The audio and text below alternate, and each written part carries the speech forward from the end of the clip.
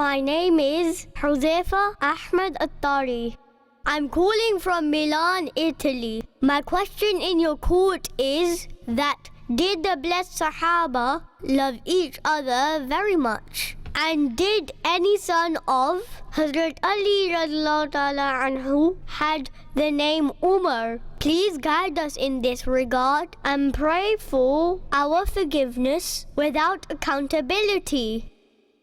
The blessed Sahaba alayhim ridwan were indeed very affectionate towards each other. They loved each other, and the glorious Quran has mentioned this very attribute of theirs.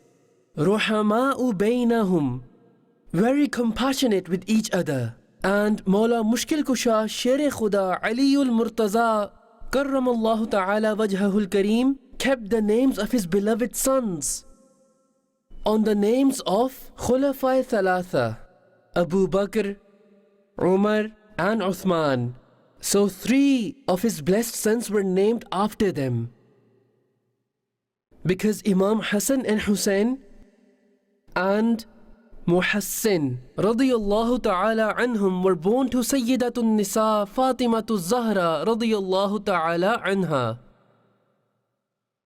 And Mawla Mushkil Kusha did not have the permission for a second marriage as long as Sayyida Fatimatu Zahra radiyallahu ta'ala anha was apparently alive. When Sayyida Fatima passed away apparently, i.e. when she left this mortal world, after that, the children that were born from the other marriages, he kept these names as well for them.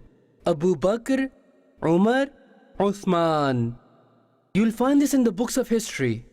Sallu ala al-Habib, sallallahu ta'ala ala Muhammad.